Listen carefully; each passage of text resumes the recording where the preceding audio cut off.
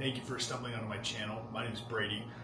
This is one of the first kind of full-length videos that I've done on this channel, so please bear with me. And without further ado, this is my Stealth Arms Platypus. I've had this guy for a while now. I placed the order for this right after they came out with the new changes at SHOT Show, so just over a year ago.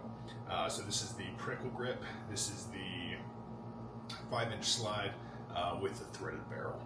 A viewer of the channel actually reached out and asked if I could go into a little bit more detail about the setup that I'm currently running on the Stealth Arms Platypus right now. So currently I have this set up with the Parker Mountain machine, a staccato peak compensator on it.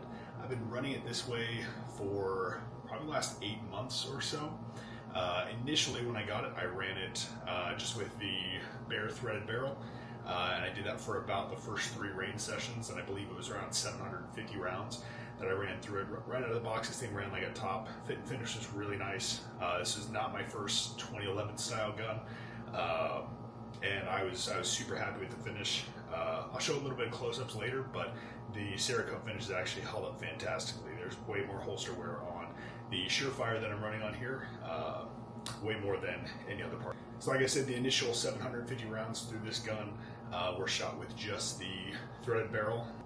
The next 500 rounds that I put through it were exclusively suppressed using the Huxworks Rad 45.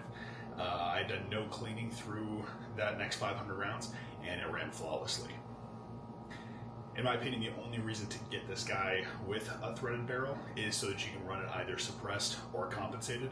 If you don't run it with the if you don't plan on running it suppressed or compensated, I would just get it with just the flush cut. They do a really nice flush cut, and it lines up perfectly with the X300 on there, and it's a really clean look. But since I have with the threaded barrel, I've been running it compensated. I think about the last 1,250 to 1,500 rounds since the initial 1,250 that I put on it have been compensated. And I was prepared to change spring weights or mess with anything that I needed to, but it has run flawlessly. I have yet to have a malfunction with the, I think, just shy of 3,000 rounds that I have on this gun. I shoot it all the time, and it's definitely one of my favorites. Hopefully I'll be able to overlay some B-roll footage of shooting this guy side by side with just the bare threaded barrel suppressed, and then with the compensator on there. It didn't show up as well in the videos as I would have hoped, but there's definitely a significant amount of recoil reduction going with the suppressor or with the compensator, both of which are going to reduce the amount of felt recoil. The compensator is my favorite setup, and that's why I was stuck with it. I think suppressed handguns are more of a niche than anything else, and probably more of a range toy than a practical use. I had no issues getting this guy to fit in my Safariland holster with the compensator, and like I said before, I didn't have to change any spring weights, and it has been 100% reliable. A couple other things about this guy. I'm running it with the Aimpoint Acro.